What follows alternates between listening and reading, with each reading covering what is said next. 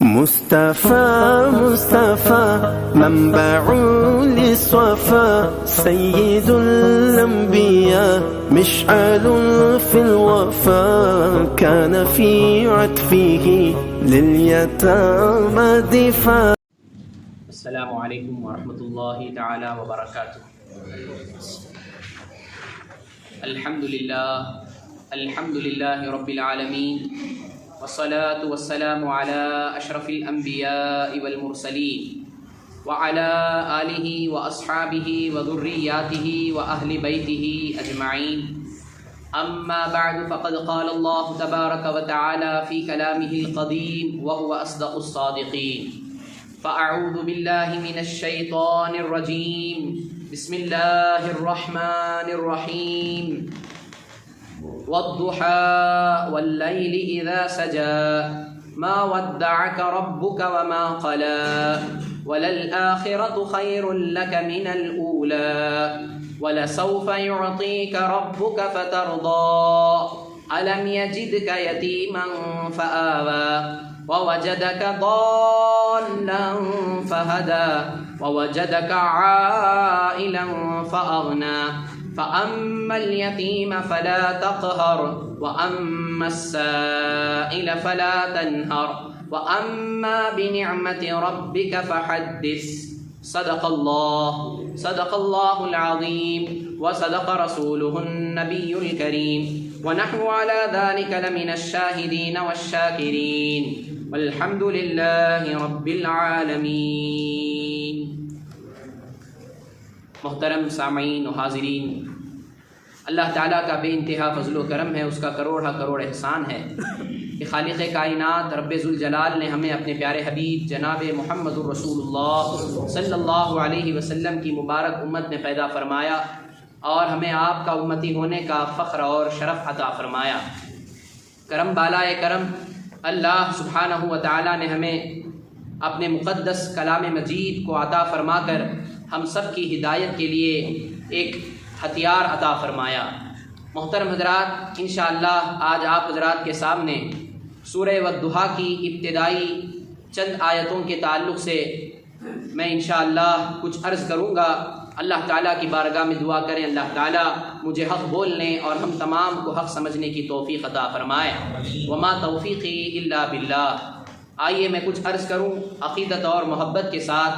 بارگاہ رسالت میں آپ صلی اللہ علیہ وسلم میں ہدیہ درود و سلام پیش کریں. اللہم صلی علی سیدنا محمد وعلی آل سیدنا محمد وبارک وسلم صلاۃ و سلاما علیک یا سیدی یا حبیبی یا رسول اللہ صلی اللہ تعالی علیہ وسلم.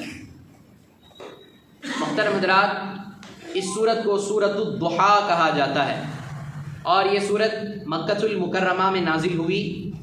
اور یہ سورت اور اس کے بعد والی جو سورت بیان کر دی گئی جو ہے علم نشرح، یہ دونوں صورتیں ایک کے بعد دیگرے نازل ہوئی. یعنی پہلے سورہ والضحیٰ نازل ہوئی، پھر اس کے بعد فوراً اللہ تعالیٰ نے سورہ علم نشرح کو نازل فرمایا. ان دونوں صورتوں میں مکمل اللہ تعالیٰ نے آقا علیہ الصلاۃ والسلام سے خطاب فرمایا. یعنی اس سورہ والضحیٰ میں اور سورہ علم نشرح میں، ان دونوں صورتوں میں اللہ تعالیٰ نے کسی اور مخلوق سے خطاب نہیں کیا، بلکہ اللہ تعالیٰ نے ان دونوں صورتوں میں اللہ نے پورے کا پورا خطاب ابتدا سے لے کر آخری آیت تک پورا خطاب حقیقت میں اللہ تعالیٰ نے آقا علیہ الصلاۃ والسلام سے فرمایا. یہ بات ذہن نشین رکھیں.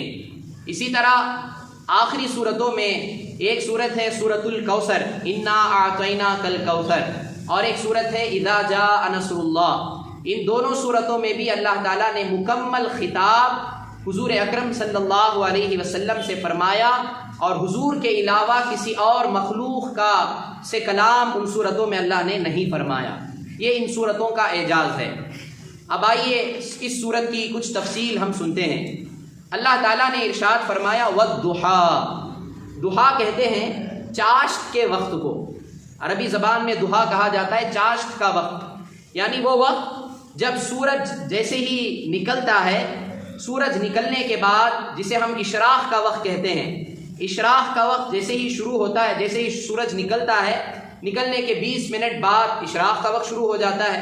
تو اس وقت کو جیسے ہی سورج بلند ہوتا ہے تو اس وقت کو ضحیٰ کا وقت کہا جاتا ہے، جسے ہم چاشت کا وقت کہتے ہیں، اور وہی اشراق کا وقت بھی ہوتا ہے۔ اور یہ وقت کب تک رہتا ہے؟ زوال سے پہلے پہلے تک کا یہ وقت ہے چاشت کا۔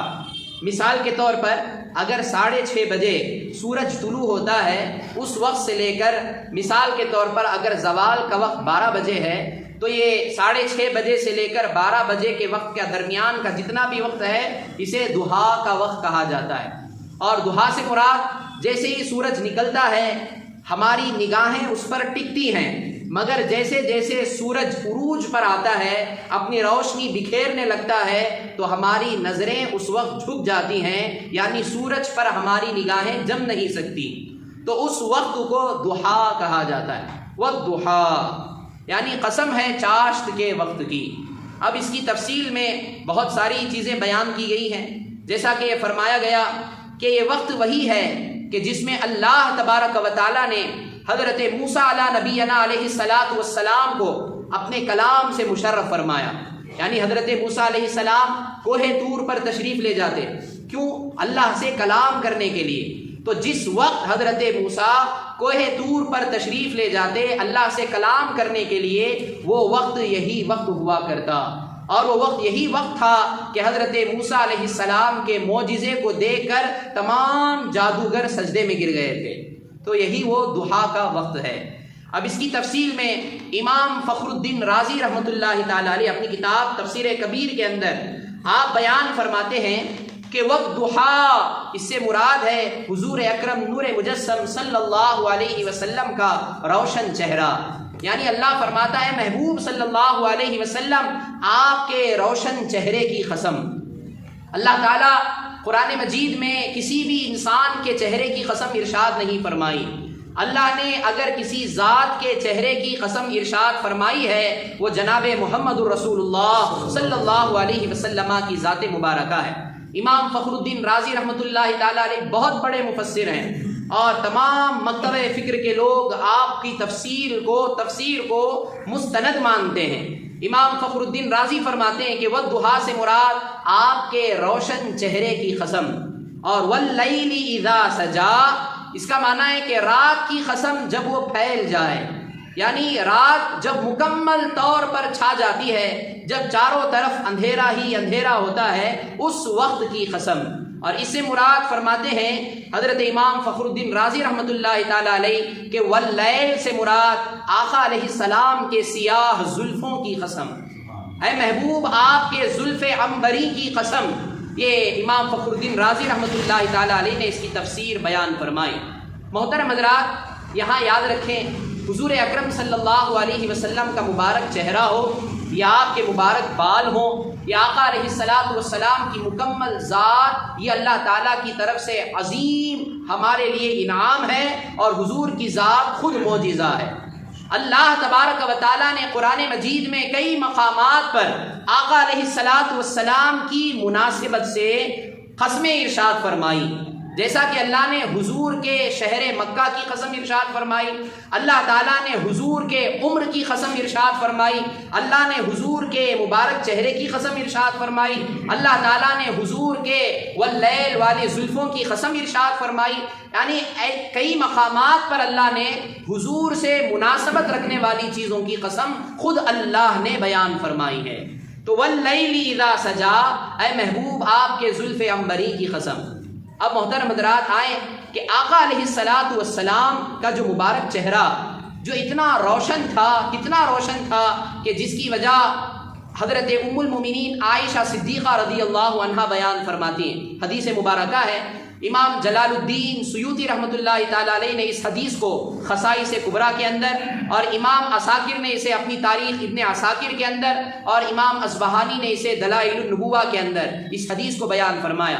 حضرت عائشہ صدیقہ رضی اللہ عنہا فرماتی ہیں کہ میں نے ایک مرتبہ حضرت حفصہ بنت رواحہ رضی اللہ تعالی عنہا سے ایک سوئی لی، ادھار کے طور پر ایک سوئی لی تاکہ میں اس سے حضور کا لباس مبارک سی سکوں۔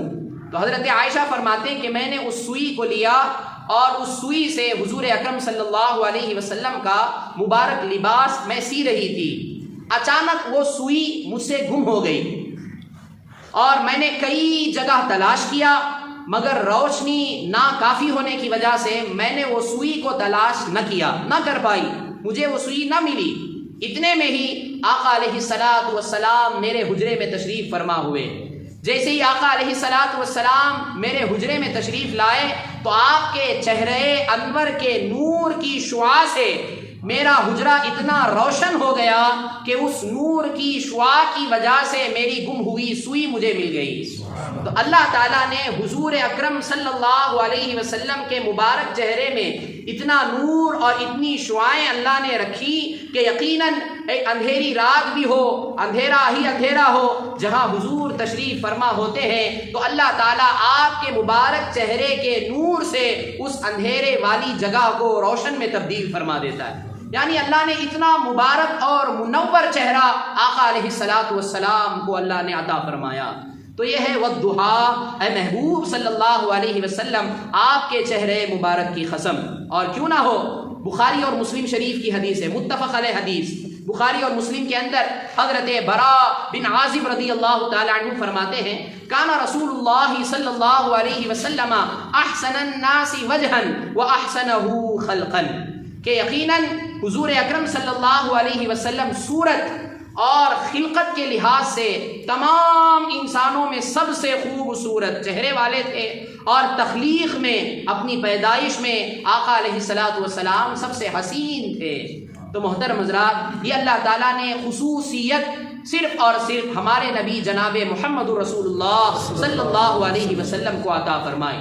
تو ہم کتنے خوش نصیب ہیں کہ اللہ تعالیٰ نے ایسے نور والے مصطفیٰ صلی اللہ علیہ وسلم کی امت میں ہمیں پیدا فرمایا۔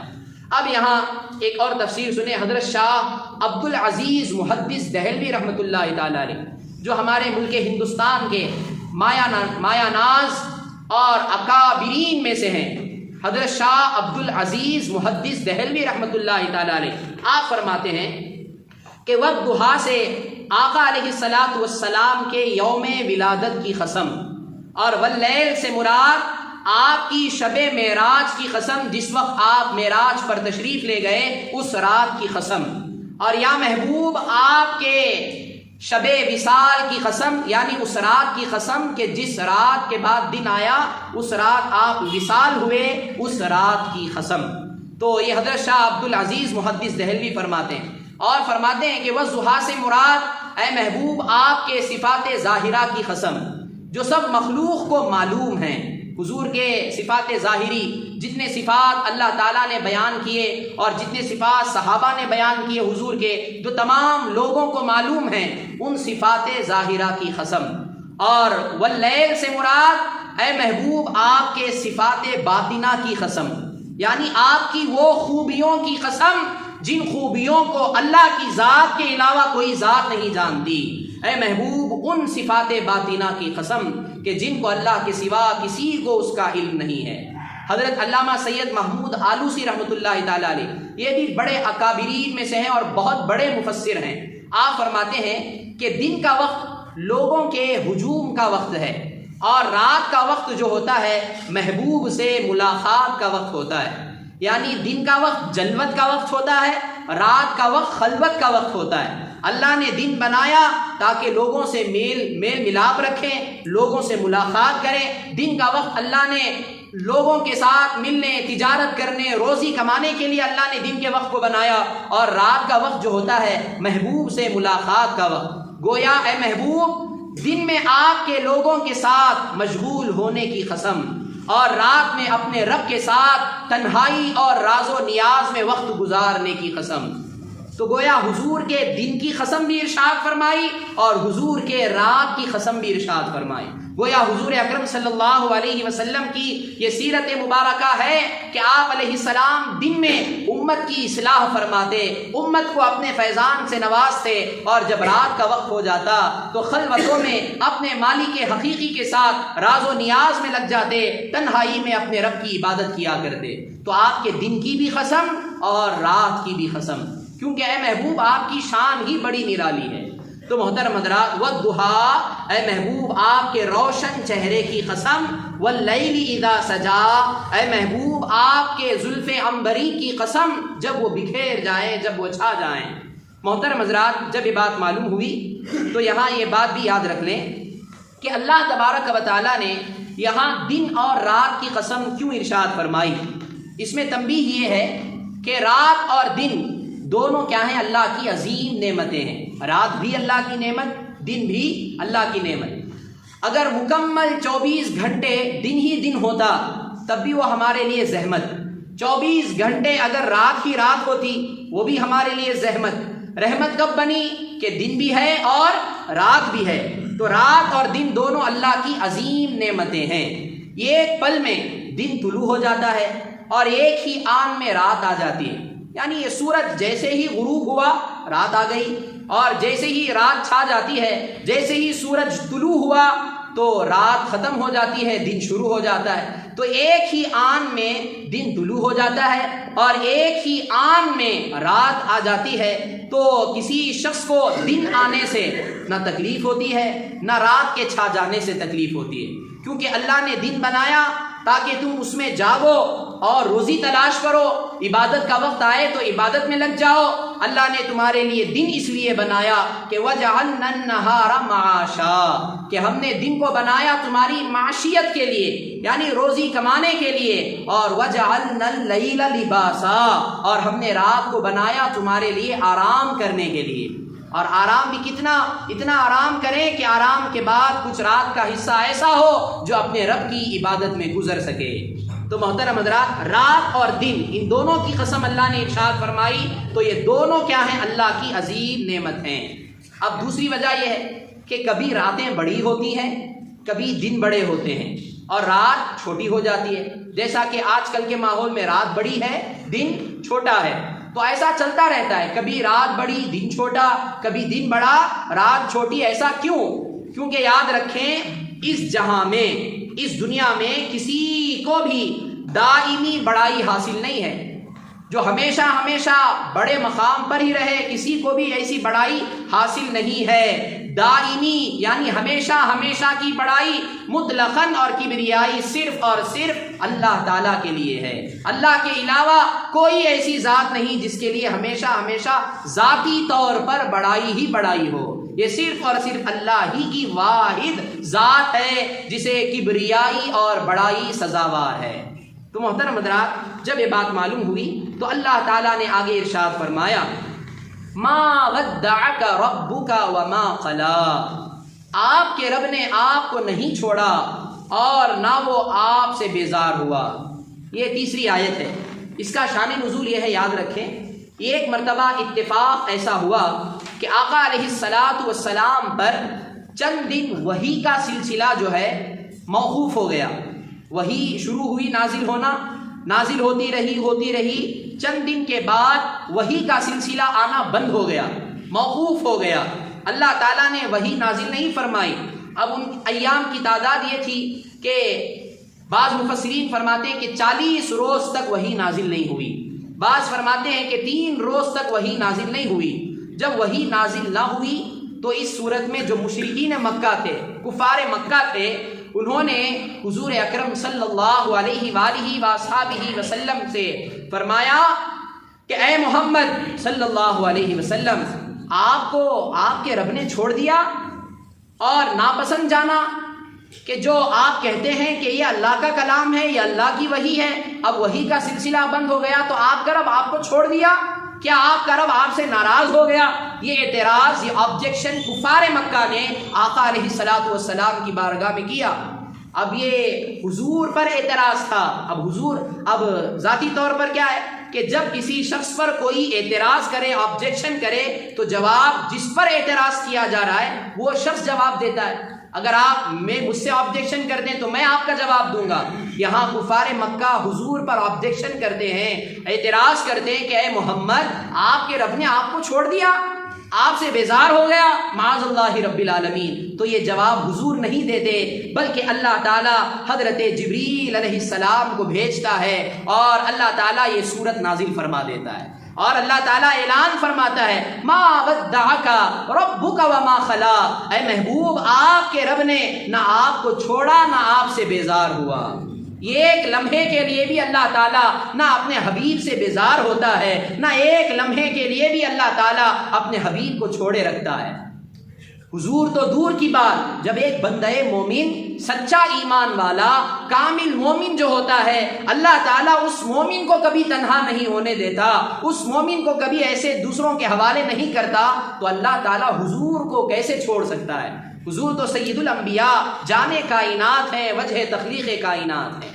تو محترم حضرات، معلوم ہوا کہ اللہ تعالیٰ ارشاد فرماتا ہے ما ودعک ربک وما قلا، اے محبوب آپ کے رب نے آپ کو نہیں چھوڑا اور نہ وہ بیزار ہوا۔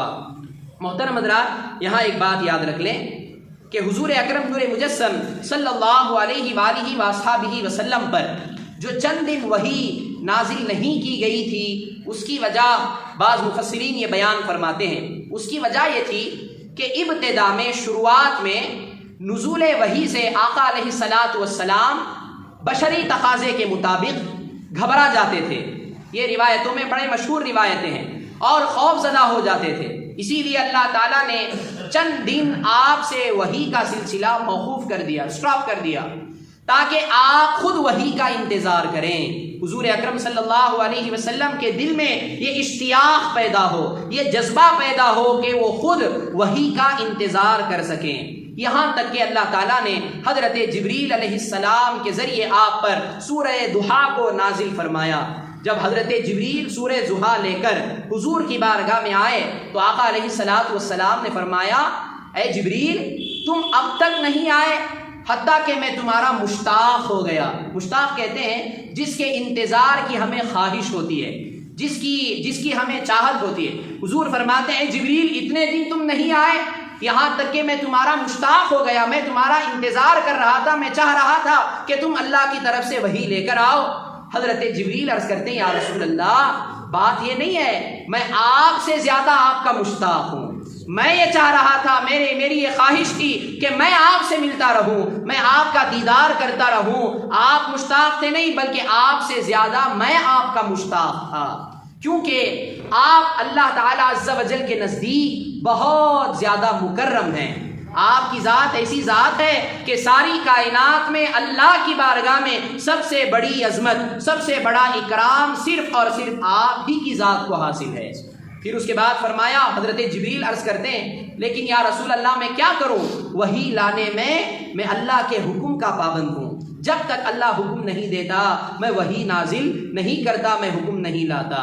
اس کو تفسیر مقاتل امام ابو الحسن مقاتل بن سلیمان رضی اللہ عنہ نے بیان فرمایا۔ تو محترم حضرات، تو حضور اکرم صلی اللہ علیہ وآلہ وصحبہ وسلم سے نہ اللہ تعالیٰ کبھی بیزار ہوا تھا، نہ ہوگا، اور نہ ہی اللہ نے حضور کو کبھی تنہا چھوڑا۔ تو ما ودعک ربک وما قلا، اے محبوب آپ کو آپ کے رب نے نہ چھوڑا اور نہ وہ بیزار ہوا۔ اور ایک آیت سماعت کر لیں، وَلَلْآخِرَةُ خَيْرٌ لَكَ مِنَ الْأُولَىٰ، اور بے شک بعد والی ساعت آپ کے لیے پہلی ساعت سے بہتر ہے۔ یعنی اے محبوب آپ کی ہر پچھلی گھڑی، آپ کی جو گزر گئی جو گھڑی ہے وہ گھڑی، اور جو آنے والی جو گھڑی ہے، وہ آنے والی جو گھڑی ہے ہر پچھلی گھڑی سے بہتر ہے۔ یعنی اے محبوب جیسے جیسے آپ کے دن گزرتے جائیں گے آپ کا مقام اللہ تعالیٰ اتنا بلند کرتا جائے گا۔ یعنی ہر آنے والی گھڑی آپ کی پچھلی گھڑی سے بہتر ہے۔ معلوم کیا ہوا کہ دنیا کے اندر ہر چیز کو زوال ہے، ہر چیز، جو بھی چیز اونچائی پر جاتی ہے اسے ایک نہ ایک دن نیچے آنا ہی ہوتا ہے، ہر ایک عروج کو زوال ہے، مگر حضور کی شان بڑی نرالی ہے کہ اے محبوب ہر لمحہ آپ کی شان، آپ کی عظمت، آپ کا جو فضل ہے اللہ تعالیٰ ہر لمحے اس میں اضافہ فرماتا رہتا ہے۔ یہ صرف اور صرف حضور اکرم نور مجسم صلی اللہ علیہ وآلہ وصحبہ وسلم کے درجات میں ترقیاں اللہ عطا فرماتا ہے۔ ہر لمحے جیسے جیسے لمحات گزرتے ہیں ہر لمحے حضور کی ترقی بڑھتی رہتی ہے، حضور کے درجات بڑھتے رہتے ہیں۔ وَلَلْآخِرَةُ خَيْرٌ لَكَ مِنَ الْأُولَىٰ، بے شک بعد والی ساعت آپ کے لیے پہلی ساعت سے بہتر ہے۔ محترم حضرات، دن بدن نبی کریم صلی اللہ علیہ وسلم کی عزت اور کرامت کا زیادہ ہونا، یعنی اللہ تعالیٰ کا دن بدن آپ کی عزت، آپ کی وجاہت، اور آپ کے فضل و کمال میں اضافہ فرماتا رہے گا، یہاں تک کہ آپ کے متبعین، آپ کے فالوورز، آپ کے پیروکار کو اللہ تعالیٰ بڑھاتا رہے گا۔ ابھی ہم اپنی آنکھوں سے دیکھ رہے ہیں کہ جیسے جیسے دن گزرتے جا رہے ہیں مسلمانوں کی تعداد میں اضافہ ہوتا جا رہا ہے۔ آقا علیہ الصلوۃ والسلام کے فالوورز آپ پوری دنیا پر نظر رکھیں تو معلوم ہوگا کہ حضور کے جتنے فالوورز پہلے تھے اللہ تعالیٰ ان فالوورز میں دن بدن اضافہ فرماتا رہے گا اور قیامت تک اضافہ فرماتا رہے گا۔ محترم حضرات، صرف اتنا نہیں، یہاں یہ بھی بیان کیا گیا، اے حبیب یہ تو دنیا کا معاملہ ہے اور بے شک تمہارے لیے آخرت جو ہے دنیا سے زیادہ بہتر ہے، کیونکہ وہاں آپ کے لیے مقام محمود ہے۔ اللہ تعالیٰ مقام محمود پر آپ کو فائز فرمائے گا۔ عسیٰ ان یبعثک ربک مقاما محمودا، سورہ بنی اسرائیل میں اللہ فرماتا ہے کہ ان قریب آپ کا رب، عسیٰ ان یبعثک ربک مقاما محمودا، یعنی مقام محمود پر اللہ تعالیٰ آپ کا رب آپ کو فائز فرمائے گا۔ یعنی قیامت کے دن ایک ایسا مقام ہوگا جہاں حضور اکرم صلی اللہ علیہ وسلم کو اللہ تعالیٰ بلند فرمائے گا اور سارے لوگ حضور کی حمد بیان کریں گے۔ یہاں ہم حضور کی حمد بیان کریں گے بغیر دیکھے، وہاں حضور کو دیکھ کر ہم حضور کی تعریف کرتے رہیں گے۔ یہ اللہ تعالیٰ ایمان والوں کے حصے میں یہ بات عطا فرمائی۔ اللہ سے دعا کریں اللہ تعالیٰ ہمیں ایمان کے ساتھ دنیا میں رکھے اور آخرت اور جب ہمارا خاتمے کا وقت ہو اللہ ایمان کی حالت میں ہمیں موت عطا کرے اور میدان محشر میں حضور کی تعریف کرتے ہوئے اللہ تعالیٰ ہماری زبانوں کو کھولے اور حضور کی تعریف کرتے ہوئے ہم میدان محشر میں آئیں۔ اللہ ایسی ہمیں توفیق عطا فرمائے۔ تو مقام محمود اللہ تعالیٰ قیامت میں عطا فرمائے گا۔ حوض کوثر یعنی حضور اکرم صلی اللہ علیہ وسلم اپنے جام سے اللہ نے جو آپ کو عطا فرمایا، حوض کوثر جسے آپ چاہیں گے آپ پلاتے رہیں گے۔ تو گویا اے حبیب تو آپ کے لیے آخرت دنیا سے بہتر ہے، کیونکہ وہاں آپ کے لیے کیا ہے؟ مقام محمود ہے، آپ کے لیے حوض کوثر ہے، اور وہ بھلائی ہے جس کا آپ سے وعدہ کیا گیا کہ آپ صلی اللہ علیہ وسلم تمام انبیاء و مرسلین پر مقدم ہونا، آپ ہی کے ذریعے شفاعت کا دروازہ کھولا جانا، یہ تمام جو فضیلتیں اللہ نے آپ کو عطا فرمائی، یہ فضیلتیں، یہ کمالات دنیا میں کوئی مانے یا نہ مانے، اے محبوب قیامت کے دن وہ ضرور اپنی آنکھوں سے آپ کے کمالات کو دیکھے گا کہ اللہ تعالیٰ کا یہ وعدہ ہے، یہ اللہ تعالیٰ نے حضور سے وعدہ فرما دیا، اے محبوب یقیناً قیامت کے دن آخرت آپ کے لیے دنیا سے بہتر ہے۔ تو محترم حضرات، معلوم ہوا کہ آقا علیہ الصلوۃ والسلام کی درجات میں جو ترقی ہے اللہ تعالیٰ ہر لمحے حضور کے درجات میں بلندی خود اللہ تعالیٰ عطا فرماتا ہے۔ تو اللہ تعالیٰ کی بارگاہ میں دعا کریں اللہ تعالیٰ ہم تمام کو صحیح معنوں میں ان آیتوں کو سمجھنے کی توفیق عطا فرمائے۔